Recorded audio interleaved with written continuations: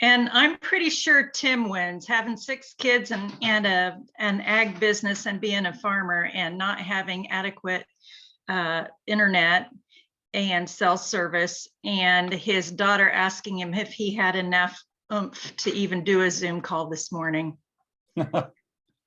Good, thanks for that. Hancock? Unfortunately, we also got cut off introducing members, but we last left off on a really interesting story about having 1 megabyte data, I think it was. Correct me if I'm wrong, Hancock County, and possibly having more on dial-up in high school. So from one of our farmers. So it was great to hear about that. I think that was the most impactful one for me. Okay. Did anyone talking about dial-up do their dial-up impersonation of no weird noises. Static?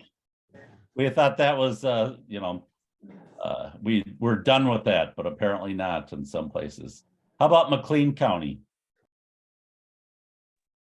Oh, I think there were a couple really interesting ones.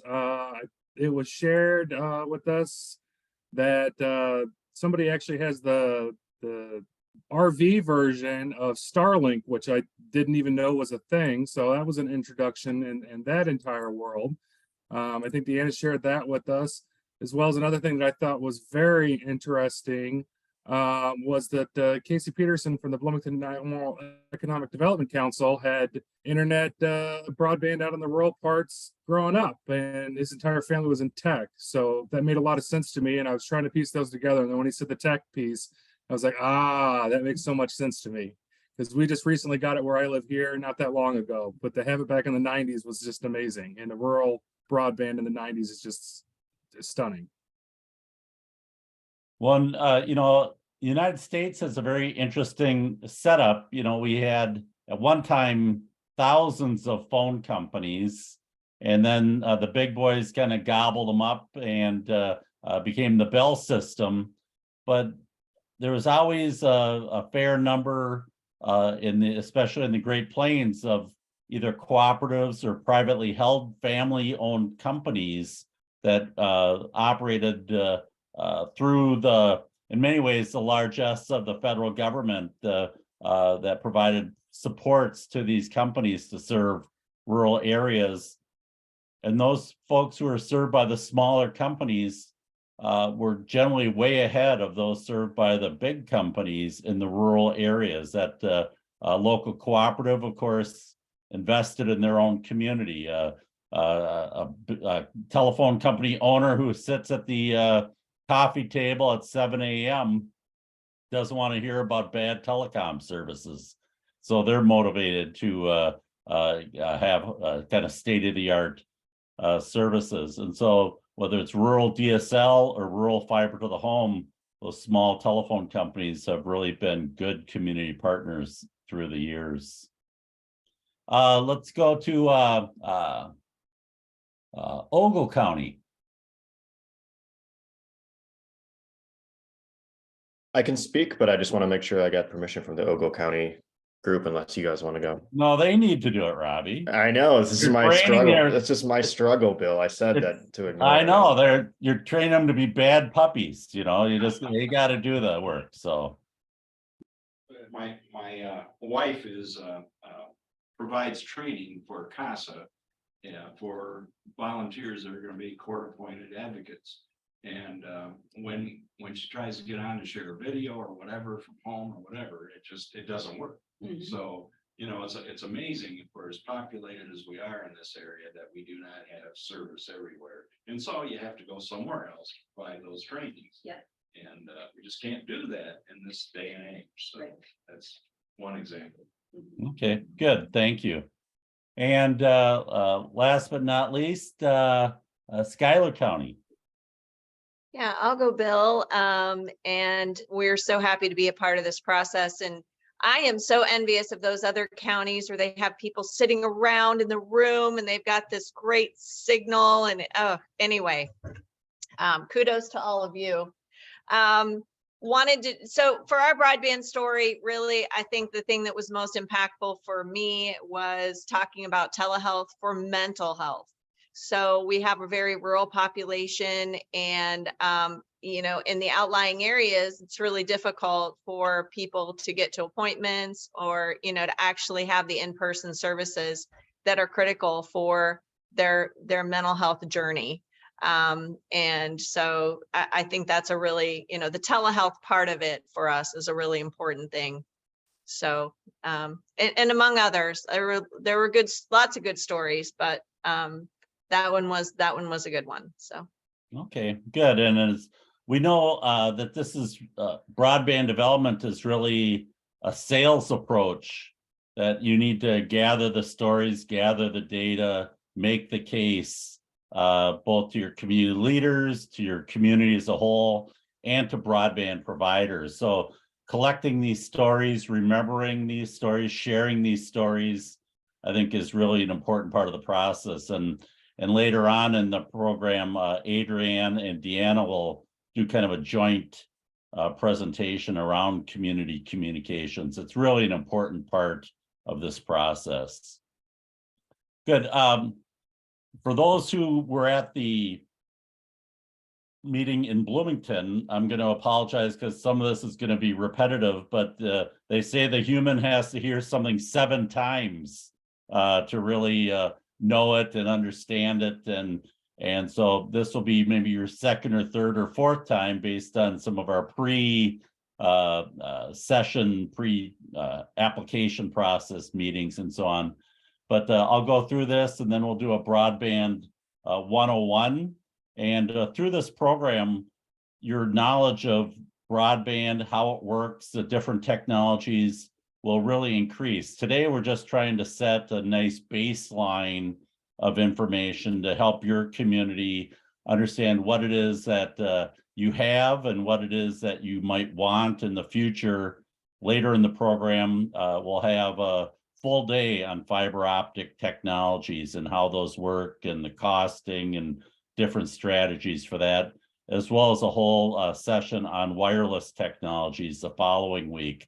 So you'll find that through this program, we do a lot of circling around building the base, but then coming back and having everything be really additive to the information that we're providing you. So this is a huge topic, community broadband. It involves so many different facets of the technology, the financing, the partnerships. And so if you're feeling a little overwhelmed, that's good because it's a big, wide topic. But it's always amazing by week 12, 13, most of you could then now teach the class. And so we really help build your base of knowledge in the community, which is, we think, one of the most powerful parts of this program. I'm going to share my screen and we'll go through this. And, if there's questions, feel free to put those in the chat and or even just raise your hand on that and we'll answer those questions. Good. So are you seeing my real screen or are you seeing my preview screen? Neither. Neither? Oh. Oop, let me try this again then. Sorry.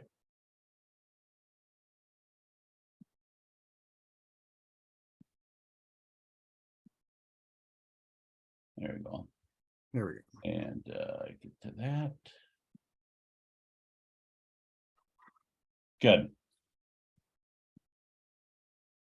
So our purpose, my purpose for you through this program is to help you determine, pursue, and achieve the best possible broadband solution for your community.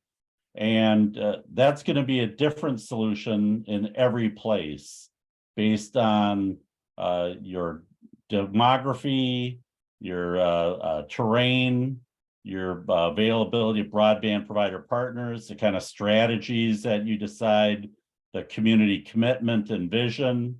And so this is really a time for you as you think about this. Here we're trying to drive through a decision-making funnel, figure out what are the best options for your community.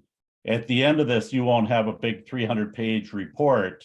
You'll have a slide presentation of about a dozen slides that really says hopefully exactly what it is that you're trying to achieve, and maybe even make some progress towards that vision as we go. I mentioned that this is a guided self-help program that empowering your teams to make smart choices for your community. And we've seen this now, we've done this process in many communities, and there's overwhelming sense of progress by the communities, and that empowerment is really important for us, that communities feel well prepared to advocate for community investment and to pick the right broadband provider partners. Just yesterday, I was at a Minnesota broadband conference, where a one-day event, and communities were really struggling to try and find, how do we get what we want? How do we develop a plan to move forward? So it's very interesting to hear people's stories of their struggles and of their successes as well. This is the phases. We're good with, I would say we're almost done with leadership recruitment, because that's a never-ending process as you try and build your team. As you spread your message, you'll find people who are interested. Don't be afraid to bring them onto your team at any part in the process. But we'll be doing a lot of community education for you to help you, again, be prepared to make the right choices. Gathering information from community survey, broadband provider interviews, reviewing maps, all part of this process, so that is a strong consensus in the community about the need for broadband, who the provider partners might be, and so on. And that all happens in the first half of the program. And so there's a ton of work that has to happen. And so I encourage you to be active and really attack those to-do lists so that that information you have in hand can be used then to generate your plan. If you don't gather the information, your plan then is to gather the information. So I encourage you to understand that this is going to be a lot of work in these first 6 weeks or so, but then just sets a base for great decision making. This vision development, consensus building is really important, and we ask you to create a vision, and through that process, putting words on paper, every word has a meaning. Most communities, when they say, oh, we want fast, reliable, affordable, everywhere broadband, some of those things are choices. When you say it has to be gigabit service, you're making a choice. And so just to understand what those choices mean for your community is a big part of this process. And having that discussion within, you may have people say, well, 25 megs is good enough. That's the federal standard. Some people may say, oh, it's got to be a gigabit. Some people say the world is wireless. Some people say the world is fiber. And having these conversations in your community, you really increase the depth of your knowledge and understanding of what it is that's good enough for your community. And that's an important piece here, is that we want you to be the ones to decide what's good enough for your community, not kind of sometimes inflicted on you by a provider that says, well, they don't need, the best, they can get by with good. And so developing that consensus is important. And of course, we want to uncover all the opportunities for deploying broadband in your community, which partners, which kind of applications can help drive the deployment of broadband. Certainly in this program, with the emphasis on agriculture, we're looking at the farm community, and the farm economy is a main driver of the need for broadband. But that does not diminish at all the need for broadband for education or public safety or healthcare, e-commerce, home-based businesses, home working. And so looking at what are the opportunities, both in terms of provider partners, but also in terms of the funding that's available coming now from the federal government in large waves. We want to be ready for that. and make sure when those dollars are spent, you have the broadband you want. Reporting and publicizing, that's getting your community on board. And the final step of our program with you is to have you do a report first to this group, to the 5 counties, kind of a practice presentation, but then to your own community, county boards, school boards, chambers of commerce, economic development corporations, and so on, to spread the word about the work you've done. And again, building that community consensus to move forward. And then that project development phase is getting things done. We talk about this, and we'll go through this pretty quickly. Just bigger is better, and community connections are super important. And through this process, we're going to give you all the information you need to make good choices. The information gathering, we talked about the surveys, and Nancy talked about those with your group leaders at the orientation session. We've got this down pretty well with our extension and Illinois Broadband Lab team. And so that speed test data is certainly important. And with Shabika and helping on maps, that's really being able to see where are the speeds good, where are they lacking, and so on. I think this customer focus group, as you look at folks, the ag sector is certainly an important one. And we talked about the need for speed to get the kind of information from the farmers, you know, early still this winter and before planting season. So the idea of getting folks together and asking questions, especially by group, is could be really fun.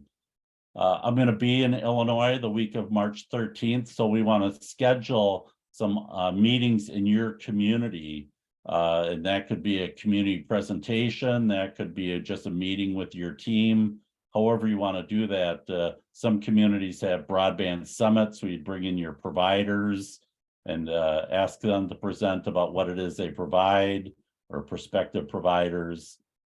Showcase some tech leaders in your community, showcase people who suffer from a lack of broadband, and we can work on that schedule and the agendas for those visits as we go.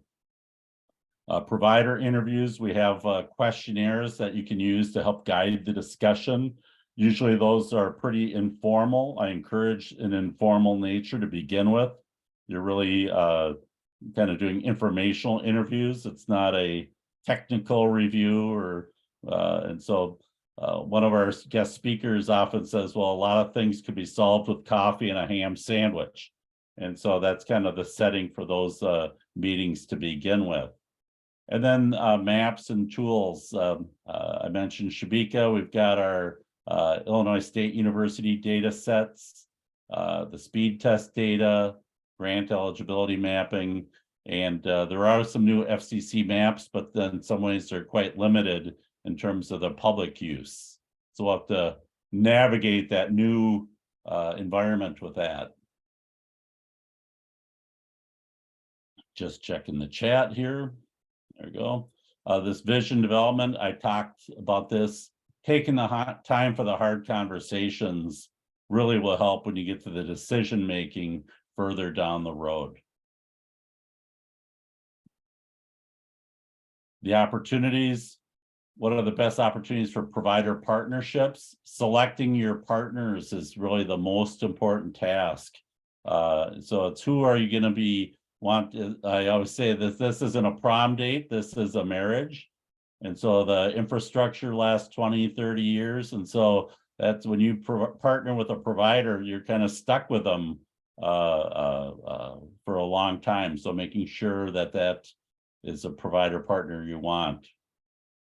Which are funding strategies are most applicable? Do you have funds locally to contribute? Which programs are available? One of the important parts of this is we think we're preparing you to be a good partner, because you're developing in what it is that you want and need. And so that when providers understand that, you're able to communicate that to them and there's a shared expectations. If you kind of say, well, we're not really sure, you might not be sure of what you end up with. And then recognize that this is dynamic and you may have to have a plan B or a short-term plan to make some progress, hoping for the better infrastructure down the road.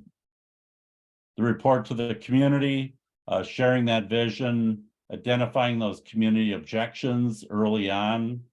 These public forums, we have a lot of folks that go every month and report to the county board, say, here's what we're doing, here's what we've learned, here's what we may be coming down the pike with later on. And so minimize surprises and start to build again that community consensus.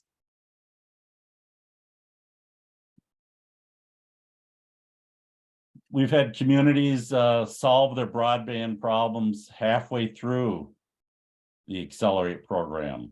They met with providers, the providers were interested, they saw some of the survey results, a funding opportunity emerged. They went out and got a $7 or $10 million grant to implement the project, and that's pretty exciting. We've had other folks get to the end and kind of say, man, we've talked to everyone, our resources are limited, we're still struggling with what the improvement strategy we need to undertake. And so now with the federal programs, it used to be you could fund a whole county kind of in one swoop. Now, because of eligibility and served and unserved criteria, sometimes it's more of a piecemeal approach.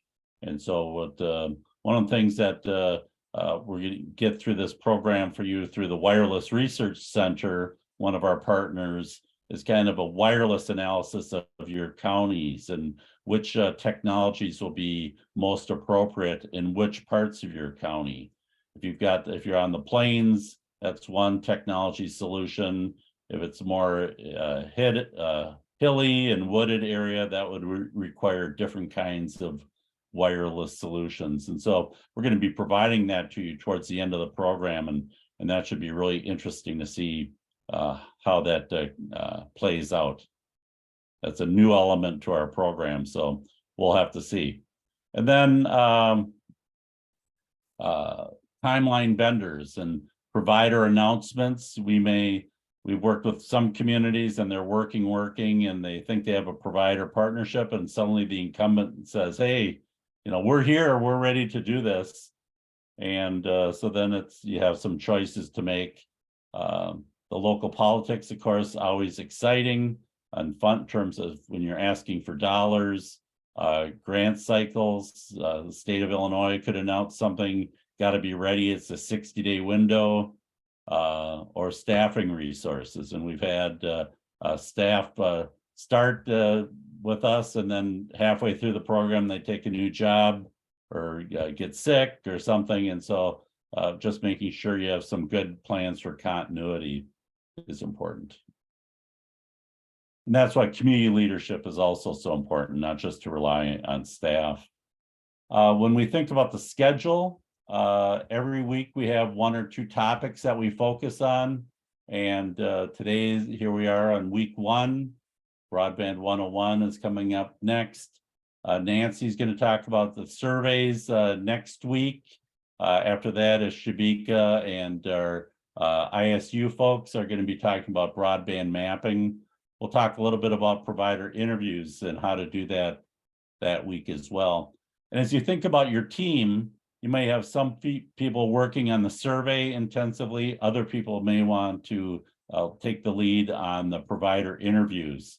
And so segmenting your team to take on different tasks is an important part of managing this. And then we'll work on your vision, goals, and outcomes and coalition building over the next few weeks there. And then we'll get into technologies. And then we'll come and at that point, we can do a lot of presentation to your community. Again, we'll have to design those agendas for the visits to your communities. And then we get back into really opportunity analysis, ownership and partnership models, feasibility studies, the financing. And then the last 2 weeks, actually, I guess that'd be weeks 14 and 15. I'll be working directly with your communities in one-on-one sessions to actually stake out what have we learned and what are we going to do about it, and help you prepare your presentations, which you'll give to the communities on the 4th of May. So this will go very fast, and it's very furious in terms of the work activities, but really a successful process. Again, thinking of it as that decision-making funnel that you're saying, this works for us, that doesn't work, we're not interested in this, we're really focused on that. So the more you can drive through those scenarios, the more efficient your information gathering becomes, more supportive of the choices you're making. So with that, I'd open it up. Are there questions or comments that people have on the process?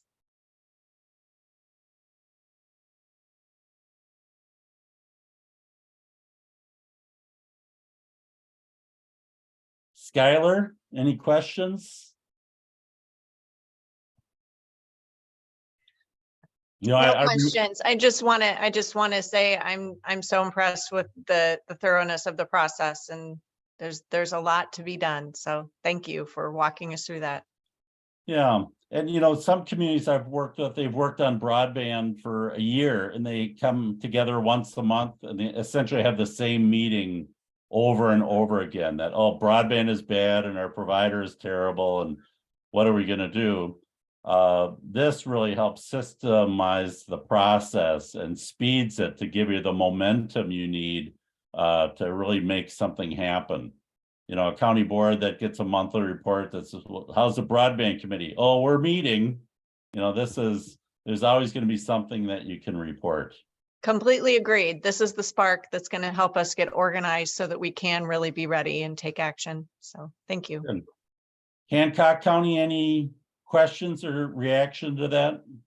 I don't think so. We all seem to, I mean, like Skylar said, you've done a really great job of explaining it, and it looks like a well thought out program. So we're, I think, excited to get going. Good. Good. Well, I won't go down the list, but if there's folks that have some questions, we sure welcome them. Ogle County, I hope you guys have like some ham and eggs and stuff on it looks like the Last Supper there. You're looking very Da Vinci like in your meeting room. So no ham and eggs. Well, that's good. That'd be a lot of clattering, I think, of knives and forks. The presentations have been very thorough, and Cat's working away here. I have a suggestion. Yeah, go. I have a suggestion, and I'm not sure how it fits, but in our last presentations we went through, they talked about the testing mechanism of using Test It, which you can download to your phone to check your speeds, and then it goes to a data network that helps the government, I think. And what I did is I tried this in a few different spots, and I tried it at home, and you can use it for both the cellular, and then you can shut off the cellular on your phone and go through your Wi-Fi, so you can both settings. And that might be a nice tool to put in the survey that you put out and tell people how to do that. Just an idea. Yeah, and we do have a link to a speed test. We use UCLA speed test, speedtest.net, and which is kind of a nationally recognized one. And I think Illinois still has hopes of being able to obtain the speed test data statewide from UCLA for that. But we actually ask people to go to that, and they can do it with both cellular and landline or wired connection, and record that information and then enter that into the survey. And then we'll be able to map that across your county, that there'll be put dots on the map with a link to the speed test, and be able to average that out by a variety of geographies. So I don't want to go too far and commit Nancy and Shabika to too much analysis there, but I think that we can certainly see where the problem areas are with the speeds. And when we match that up with the surveys and people's satisfaction with that broadband service and the desire for better service, that can be a really compelling argument both to the funders at the state and federal government that, you know, we don't care what the map says, here's what our speed test data shows, as well as to the any kind of competitive provider you're trying to attract. They can say, look at here's your competition. All these red dots mean very bad internet. People might help them feel reassured that community members are going to be ready to sign up for that higher quality service. So that the speed test and the surveys go nicely together. Good. Well, we're going to talk now about broadband and kind of a broadband 101, and excited to go through this and share it with you. Some folks are real techie. None of this will be new. Other folks will say, oh, that's why that's the way it is. That's why my service is it's not me, it's them kind of thing. And we'll just go through this program, and feel free to ask questions again and share your experience as we go. Lots of words, right, around broadband and technology and all the broadband technologies. It's a mile wide and a mile deep. So if you start getting into fiber optics, you can have a general idea, but as you go down and down into the stack of detail, it can get very complicated, wireless even more so. But just remember, as community leaders, you don't have to be technology experts. You can hire them. You probably have a few on your team that really understand the innate details of how this works. Not everyone has to be a broadband expert in this program. So just if you're not, don't worry about it. That's what I would say. And so when we think about broadband, and we think about many times, I think it's the download speed. How many megs do you got? And that's certainly important. And we're seeing now incredible download speeds becoming available over the latest technologies. I was on a Cisco webinar the other day, and they were talking about 400 gigabit symmetrical internet services, 400 gigabit, you know, so most people would be happy in your room probably have 40 megabits. And so we think about 400 gigabits. Well, we're seeing that the 1 gigabit is really becoming a new standard for really what a good broadband connection is. But along with the download speed is that upload speed. And when we think about the amount of data that people use to send information to the cloud, whether that's for their photos are being uploaded, whether it's for online video conferences, whether it's for agronomy information, drone footage, all kinds of data now going up to the cloud. And so that upload speed is really important. And that's as we think about the different technologies, the ability of some technologies to upload data is quite limited, as systems have been engineered to deliver you content, video or websites, and so on. And so it's really a game changer to see the importance of this upload speed, especially as people operate businesses or work from home. We know that affordability is a critical piece. Well, I'm going to go first to latency, which is more a technical thing. That's the delay. So when I click send, how long does it take for that message to get to that computer server and back again? And so in a fiber system, that latency might be 6 milliseconds. In a traditional satellite service, that might be 1 second. And so some things are just don't work very well with what they would say high delay or high latency, like banking systems or corporate wide area networks that people are trying to dial into. I always say that telesurgery would not be a good thing to have a high latency network. So when the doctor cuts, they'd want to be able to see pretty quickly what they're cutting. And so that latency really becomes an issue with some technologies. The mobility, we know that everyone wants to have their internet on the go. So in your room there in Ogle County, there's probably more devices, whether iPads or phones, than people in that room right now. And so people want to be able to connect wherever they are, in the car, out in the field, wherever they, as a building inspector, to be able to do their work remotely and so on. And so that mobility is critically important. And so it's not a question of fiber or wireless. It's actually both. You want to have good both wired and wireless services in your community. The reliability is critical. The more you use broadband, the more you rely on it, the more important it becomes. And so for me as a home business, if my internet cut out, I could probably make do. I could use my cellular connection to connect on an iPad. But if you're a bigger business and your whole entire ordering system, or even if you're the convenience store and your point of sale network goes down, that really costs people money. And so that reliability is critically important. And in the old days, when we used to have copy machines, we'd always know that when you're writing a grant and you needed 7 copies of a large grant application to mail off, your copy machine was bound to die on that day. So that reliability is super important. And when it's down, it's a big stressor.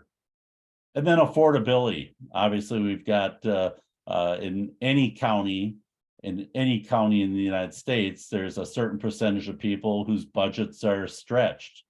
And so they still need internet for all the things that we need internet for, not only the important things like education and healthcare and working from home, but also as a lower cost form of family entertainment. And so having people connected is really an equity issue. And so how does that happen in a community? The federal government now has the Affordable Connectivity Program, which provides a $30 a month subsidy to folks who qualify. And while this program does not, our Broadband Breakthrough Program does not really address digital equity in the terms of affordability very much, it's really important to keep that on your plate in terms of looking at your own community, saying how big of an issue is this and how can we mitigate those issues. As you think about a new provider partner coming in, a community could say, hey, we'll help you get people signed up for the ACP program and help get them subscribed. And that will then help that business's business case to make things happen. And so that's just an important part of this technology puzzle. We know that there's big issues in rural areas that, if the marketplace could solve rural broadband connectivity, they would have by now. But we know that all these challenges here really diminish the ability of providers to come in just in a market opportunity and provide the service, whether it's the demographics or the topography, the grant processes. We know that Connect Illinois is plenty of money in that pot, but now they're reviewing the rules and hopefully come up with something that really works for Illinois as a solution, especially with the federal dollars coming into the program. There's going to be no shortage of dollars, but getting them out the door to the providers and the communities is really going to be essential. We know that many times the incumbent providers are resistant. They're not ready to invest in your community, but they don't want anyone else to do so either. And so dealing with that is a challenge. The broadband maps, the federal government has spent quite a bit of money on broadband mapping. The first version came out. I think Illinois found 80,000 or more locations that weren't on the map. And so that those corrections have been submitted. And so that'll be a ongoing process to make sure those maps are better and better. And this process will do a lot for your own county to make sure that those maps are right, because they're going to drive a lot of funding decisions at the state level. And then again, the digital equity considerations I just talked about. The state does have a pretty robust mapping system of its own, and we're going to learn a lot more about this in a couple of weeks, but I just wanted to show you all these red areas are unserved in Illinois. So you're not alone in terms of what's available. And this shows the areas in red that are less than 100 down and 20 up. And so unserved at the federal government, we'll talk about this in a minute, but is considered 20 less than 25 down and 3 up. Underserved is less than 100 down and 20 up. These show, this is Edgar County. The ones on the left are the 25 by 3, and the ones on the right are the 100 by 20. So you can see that Edgar has probably some DSL service in and around the county seat. Is that Peru? Is that what that, or what? Like, I don't have my reading glasses on, and so, but then Paris. very little then on the 100 by 20. And so as we think about Edgar County, you think, well, man, that's terrible service. But that means you're eligible for a lot of funds. And so it's a relatively uncomplicated map. And so in some ways, that might be an advantage to you going forward. You can see Hancock County. You can most likely see these ground areas here, and on both maps, and most likely that's fiber to the home by a rural telecom provider. And so that, but you've also got the large areas of unserved area. And you can also see on these maps the household availability. 61% have availability of 100 down and 20 up, this says. And 71%. I'm going to go back here and just see what that is in. There we go, Edgar County. 67% available at 25.3 and 10% at 100 down. So Edgar is probably, I got to believe, one of the worst counties for broadband in Illinois based on those numbers. McLean County, you can see around the bigger cities, pretty good coverage. In the communities and villages, you can see some coverage. It looks like maybe those are cable modems. And what are we at? 91% availability in McLean. Most people live right there in the central cities, and 90% available at the 100 by 20. Again, probably cable modem service. Ogle, 77%, and well, I covered up that one. They look very similar though, so it probably about the same for the 100 by 20.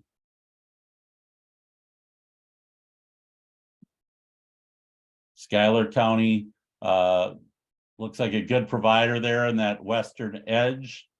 Schuyler, who is that broadband provider there on your western third? It's either Adams Telephone or McDonough Telephone, and I do believe that the McDonough Telephone representative is in the Hancock County group. So that's all adjacent to Hancock County on the western side. Okay, good. And it's amazing when people say, well, we can never get fiber to the home everywhere. It costs too much. But we've seen in place after place where rural telecom companies, whether privately held or a cooperative, have been able to do this. And one of the reasons is the time horizon for investment, that especially the co-ops are willing to say, hey, we'll invest. And look for a return on investment in 10, 12, 15 years, where the bigger companies, the publicly traded ones, their shareholders want returns in 2 years, 3 years. And so if you think about $1 million, it's just like a home mortgage, right? You can 30 years, you can buy a $300,000 home. If you had to pay for that in 3 years, no one would be able to buy a home. And so that's the real challenge on infrastructure financing. And just like economic development financing, you want to match the life of the loan to the life of the asset. And that's what we're trying to do with this infrastructure. What are the numbers there, Bill? I'm sorry, because Oh, sorry. I don't have my reading. I have different glasses on too. So what do we've got? So you've got 59% available at the 25 by 3 and the 56% available Okay. at the 100 down. Okay. So, because I think there's about 50% of our households in Schuyler County that are not, and that would agree with what my research has said. So. Okay, so this says 1,300 households unserved. Mm-hmm. That makes sense. Yep. And so when we think about government standards and goals, we have, as I mentioned, less than 25 down and 3 up is unserved. 25 down into 100 is underserved. The state has goals that kind of mimic those standards. They want 25 down and 3 up by 2024, which is next year, and 100 down, 20 up by 2028. Know that these FCC standards were created with strong input from the telecom industry, and especially that 100 by 20 is kind of a cable industry kind of standard that the technology they use is really limited on the upload speed. And so there's a real push now, and in the USDA's Reconnect program, they have a standard now that providers have to deliver 100 down and 100 up, which would in many ways eliminate kind of the traditional cable modems that they have. We know that the marketplace for wired is we're seeing a gigabit service more and more over fiber optic. That's a gigabit symmetrical service. And now we're seeing 10 gigabit residential services in places that is symmetrical service. So in some ways with these new technologies, the gap is getting wider and wider. You know, it used to be, well, some people have a 256K DSL connection, and some people had a 1 megabit kind of service, or 5 or 10. And now we're seeing some people still stuck with the less than 1 that we heard about today, all the way up to 1,000 megabits. And so that gap is getting bigger and bigger. We want broadband to be just like electricity in your house. You don't say, oh, do I have enough electricity to run my hair dryer and my waffle iron at the same time?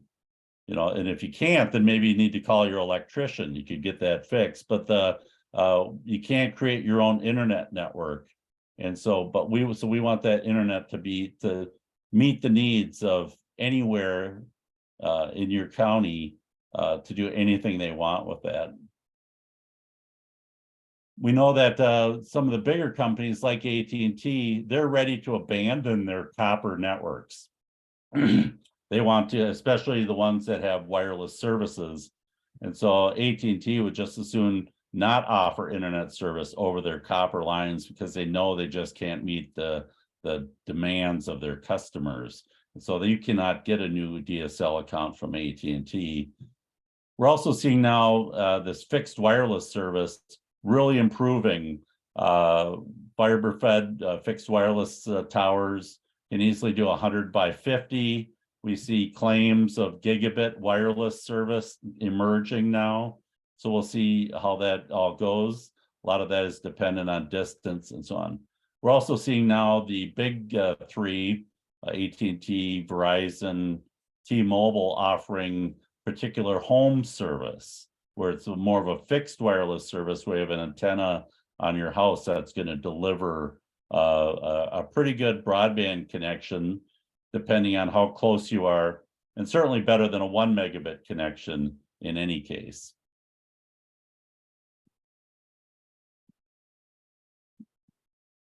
So when we think about fiber to the home, almost unlimited capacity, the gig, the 10 gig.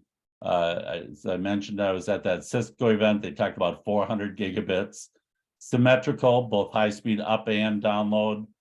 It's very reliable. It's not impacted by electrical storms. Water doesn't really impact it. And so it is extremely reliable. Plus the fact that it's a new network in many cases makes it reliable. For the providers, it is expensive to deploy, but it's low cost to maintain and operate. And know that if you want great wireless service in your county, you have to have a good fiber to carry most of that signal, because a telephone, you're not going wireless very long when you're on a cell phone. It goes to that tower and then it goes on fiber optics to wherever you're trying to call. And so having that fiber is important. But we know that it's expensive to build out in the rural countryside. It could be $8,000 to $12,000 per household, depending on density, soils, pole availability, and so on. Most providers like to put that fiber in the ground, although electric co-ops, since they own many of the telephone poles, are more likely to put it on the poles than others. In terms of the DSL service, which is what people struggle with mostly in rural areas now, it's using the existing telecom network. The federal government, the FCC, funded a program called CAF2, which helped the big providers expand their DSL service. But as you can see here, this map is a study I did in Minnesota. Well, it really shows the limitations because DSL is so distance limited. If you're more than, if you're within 1,000 feet of those electronics, which is the length of the average driveway, maybe out in the rural countryside, you can get up to 50 megabits. But by the time you get to be 2 miles away from a electronics box, you're down under 10 megabits per second download speed. And so DSL is essentially a dead technology. You wouldn't want to be investing additional dollars in that. Cable networks, we know that traditionally those are cable networks that they've designed now to carry data. It's widely available in more urban areas, but we're seeing in cable companies, when they build new, are generally building fiber to the home networks. They may edge out from their existing ones with kind of traditional coaxial cable, but most of their major builds now are fiber optic. I mentioned the non-symmetrical. When they sell a gig service, usually it's limited to 50 megabits upload. And traditionally, cable companies have been very profitable, and that's because they don't serve rural areas. And they go where the density, where the customers are. We're seeing some appetite now with all the funding for them to really edge out into the rural countryside if the subsidies are high enough. Cell services, we've just turned off our old 3G network, so some rural places are affected by that, but almost everything is 4G now, and 4G LTE is kind of the standard for that. You can see what the mobile speeds by provider. T-Mobile has made a big impact, big investment when they purchased Sprint. So they're right now by far the fastest provider, but probably more limited in coverage area. So in a rural setting, they might be along the highway, but service quickly drop off from there. 5G is really a couple different types. One is what Verizon advertises, very high speed, but short distances. And so it's great in a football stadium. It's great in a business setting, university campus. It hasn't had a lot of impact elsewhere.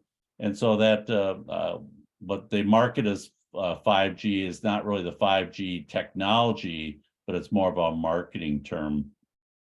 T-Mobile, on the other hand, has made the most use of this mid-range spectrum. It's kind of a sweet spot of distance and carrying capacity, and that's what they're using for their home product. And people seem pretty happy with that, from what I've heard. And again, it all depends on what you have, right? Your first car, you don't care how bad it is. If it goes down the driveway and away from your parents' house, that's a great car. You know, but as you get older, you want a better car. Make a comment here. Could I make a comment on cellular service? Yeah, So I'm Brian Stevens with the Farm Bureau, and I know this is about broadband, but cellular service on an agriculture standpoint is almost important, because all of our equipment today most of it is ran by guidance. And the best guidance is called RTK, which is real-time kinetics. And that runs off of cellular towers because they don't move, hopefully. mhm.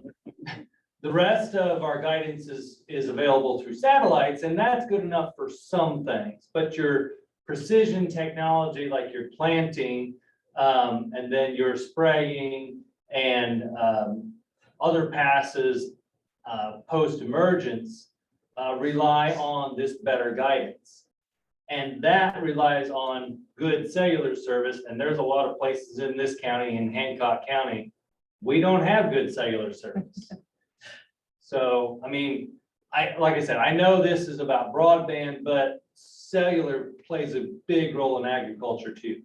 No, and thank you for that. I think that's a great point. And I think we've really beefed up our questions in the survey around cellular data. And so I think we're going to try and collect more information there. We're going to ask people to do speed tests for both their fixed connection and their cellular connection. And so we'll have good data on that. I know that if you look at any of those providers, their coverage maps, they'll say, oh, it looks great. It's a bright red patch for Verizon and looks like it's great service. But hopefully we'll get some better definitions of that. And as we think about the need for broadband in all of your counties, we're going to have to beef up our thinking about how do we improve the cellular service. Part of that cell service does require fiber to the tower. And so as we think about how do we deploy fiber so that to facilitate better internet service. So it could be that there's, and the one thing I'd also say is that the cell companies are willing to pay some pretty good rents on towers to get on there. And so a lot of providers have used cellular networks as a driving force to be able to deploy fiber out in the rural countryside, because the cell companies are paying big prices to be on those towers. And so as we think about your strategies, you may say, well, could the county put up some towers? Could a farmer donate some land for a tower site? And our ISU folks are going to be looking at the best sites for towers, the best existing vertical real estate in the counties to say, here are the existing structures, whether that's an ag structure, or a grain elevator in a town, and try and facilitate the better cell service. So that's kind of a new part of this program with us, is to think more about the cell service. Thanks for bringing that up. Bill, can I just add something here? Sure. Yeah, so I just want to say that I think with farms we recommended that it is a combination of both wired and wireless, meaning wired to the farm office and farm home or farm building, and then wireless in the fields, which of course is in great part reliant on cellular. So thank you for bringing that up. I just want to let you know what our position is, not only for farms, but in general, as Bill pointed out. Urban people have both wired connections in their home and good cellular service on the go. And we just don't think that rural people should not have that same privilege. So that's our goal, to try to get strong services on both fronts. Thanks. And now there's an emergence of essentially private 4G LTE networks that people can deploy on their farm if that was a solution. I have a lot to learn myself about ag equipment and how it connects and so on. So we'll be learning more about that as we go as well. So thanks again for chiming in. The fixed wireless, we know that that's better and better, and especially if it's a fiber directly to the tower. Traditionally, some of our more rural fixed wireless companies would have a connection someplace on a water tower or grain elevator, and then they beam it to another tower, which connects to 2 or 3 more towers. And so when you have what they call many hops from tower to tower to tower without a connection at the base of the tower, that service tends to really degrade. You get a lot of delay and slower speeds based on these number of hops. But the more towers you can have connected to fiber, the better it is. Most of the traditional fixed wireless folks use unlicensed spectrum. Federal government controls the radio waves. And so that unlicensed spectrum can be crowded sometimes. And so but we also know that those signals get eaten by trees and can't go around hills. And so that's a real challenge in the more treed and hilly areas, which, we know that the flatlands are great for the agriculture. We know the hilly and forested areas are better for country living. People get their couple acres and plant their flag out in a more recreational part of the county. And so different terrains call for different technology solutions. And know that all these signals weaken with distance. Traditional satellite, I've never really met a happy satellite customer. The speeds have improved, but they've got a long list of disadvantages over. And we heard a comment in one of our previous communities about what happens when birds fart or whatever, that disrupts people's internet service. So that was there's just a lot of problems with the traditional satellite. Again, as a last chance option, some people find it does meet some of their needs anyways. And then the Starlink, we're seeing, first off, I'd say it's an amazing technology. Such an improvement over the traditional satellite.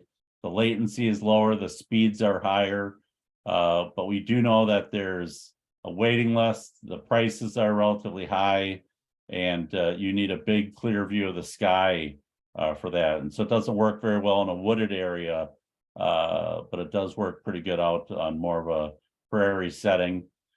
And then as they've added customers, we've just seen speeds decline. We're hearing a lot of talk a year ago about speeds well over 100 megs, and now we're hearing that most of them are under 100 meg service as they've added customers.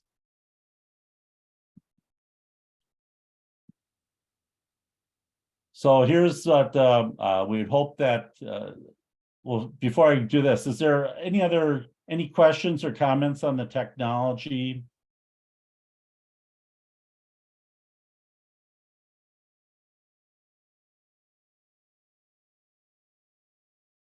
We know that some counties have chosen to invest ARPA dollars in middle mile kind of networks around their county that would go from town to town to connect kind of the key anchor institutions. That would be the county government buildings, the city halls, fire stations, public safety, schools, libraries.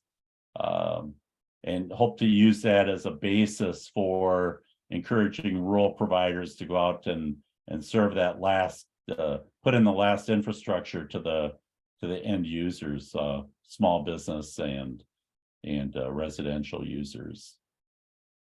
So that's a kind of a fiber, and that could be both fiber all the way to the home, or it could be fiber, a wireless hybrid network.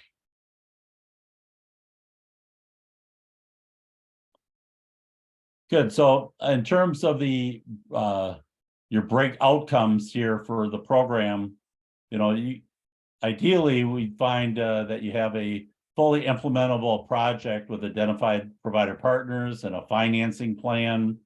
You might have something less than that, a conceptual plan with prospective partners and a financing plan.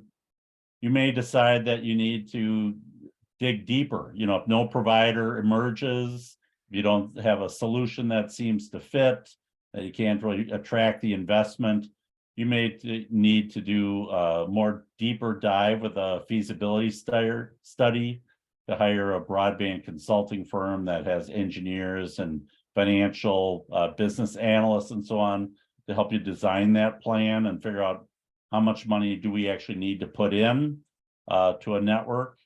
And we're seeing that some counties decide, look, you know, if we're going to have to pay for 100% of the network, we might as well own the network. And counties making those choices as well. And that opens up a whole ream of possibilities of multiple providers on the network, private sector providers running on a government network, or a single provider running on that government-owned network. And so there's, we'll talk a lot more in the future about private-public partnerships and how the range of those things work. The one thing I would encourage you to never say is, we don't want to, we'll never do this ourselves, because that's the last arrow in the quiver of community broadband.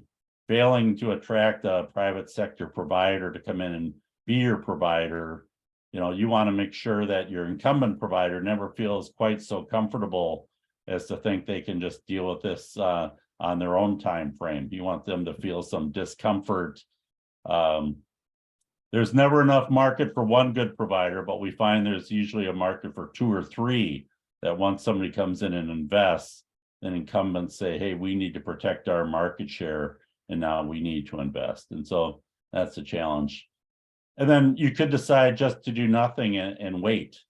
And I think there's some feeling in the broadband community that pretty much in the next 5 or 6 years, everyone will be served. But by who and with what service is going to be the important thing. I don't think you want to be here 6 years from now with a network that provides you with 100 down and 20 up and think that's going to be good enough to be economically competitive. I think in 6 years, or certainly 10 years, that 100 by 20 will feel very outdated, like a 25 by 3 connection does today. One of the things that, and going back, I heard yesterday a lot of talk about the electrification of America. Now we need to do the same thing with broadband. And when the electric was put into rural United States, they used to call it the light company, because the light company that's what they had, electric lights. That was the application. But soon we had milkers and washing machines and all kinds of uses for technology. And so I think we need to be very forward-looking and anticipate there's going to be some incredible things that are going to be coming down the path using large bandwidth technologies.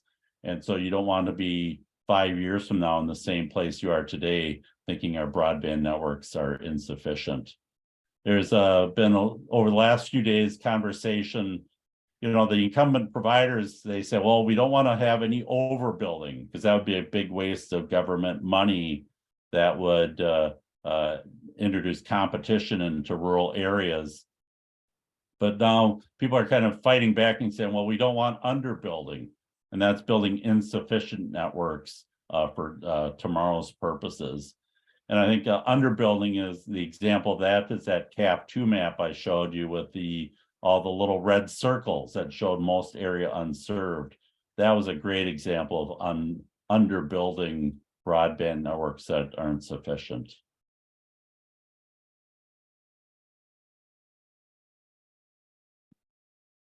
Questions or comments?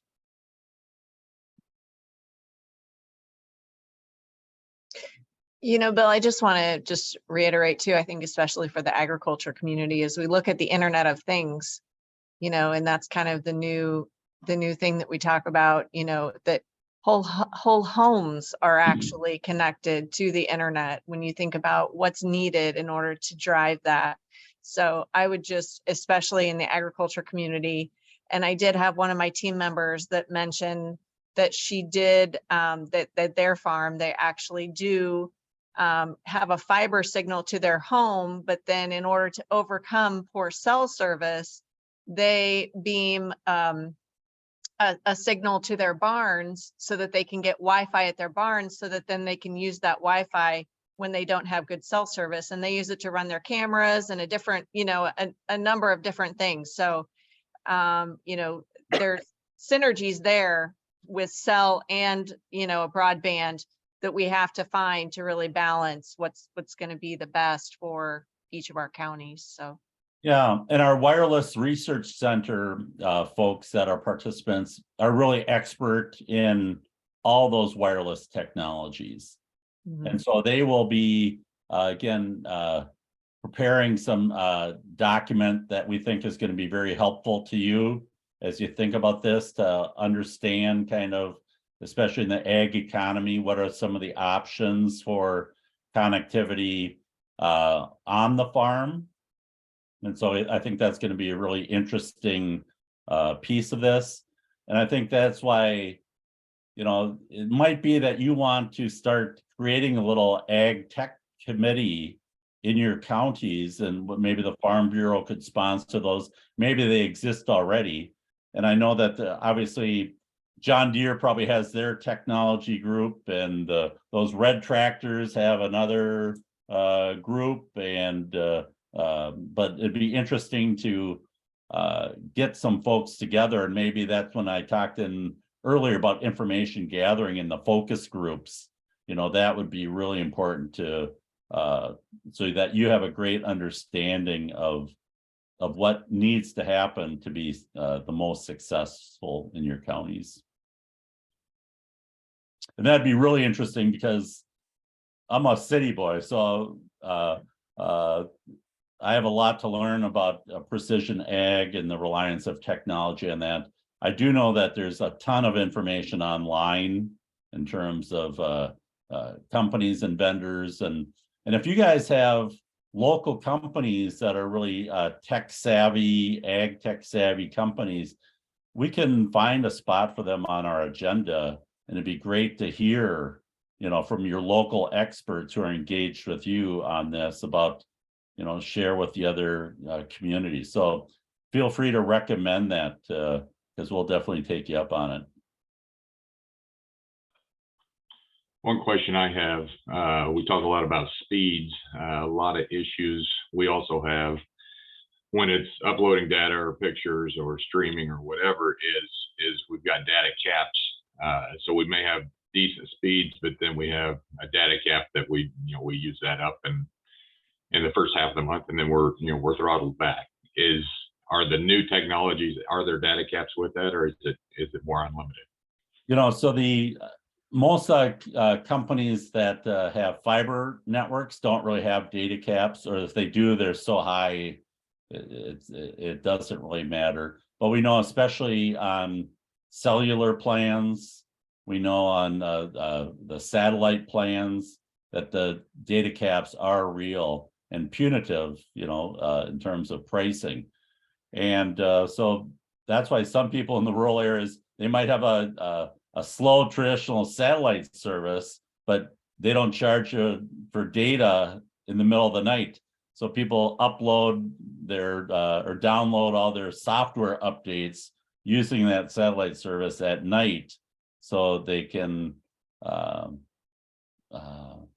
don't get charged for that. Or they bring their laptop to town, right, and go to the library and have to do it, or, you know, the McDonald's or whatever. But it's these are challenges for folks all over the place. And when I see, just to download your Microsoft updates, the size of those files can take your whole data cap. So, and if you have 10 devices,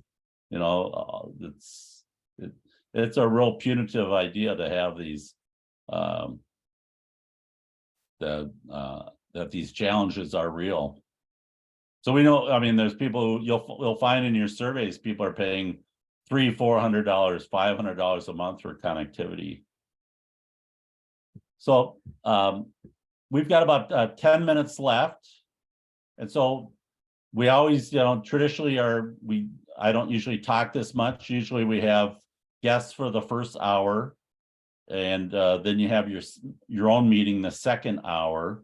And so I think we're just going to go back into our breakout rooms now and have you kind of just do any kind of detail information you need to do about who else should be on your team, ideas about what you heard today, next steps, and so on.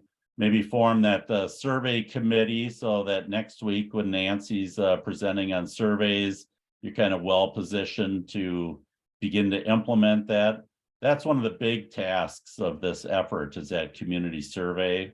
And Adrian promised the Soybean Association that we'd have 500 surveys from each county at least. And so we want to make that happen. And but also, the one thing I would say is that the more surveys, the better, because that you get more data points on the speed. It shows the provider the tremendous interest, the better broadband. So there's a lot of reasons to really get cranking on that. Adrienne?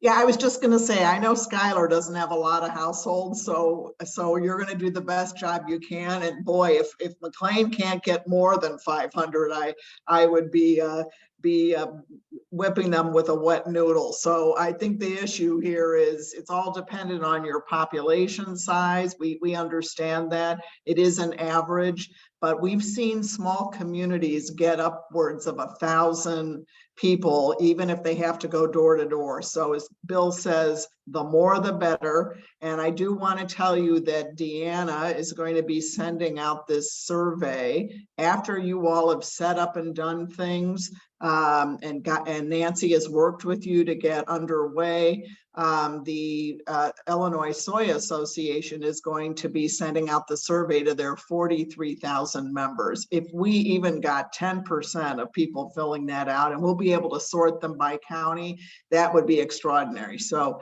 and I know Deanna, she's gonna be marketing this, till the cows come home, so to speak. So we'll have that as a possibility. Thank you, Bill. Yeah, thank you. I just want to jump in really quick before I have to jump into another meeting.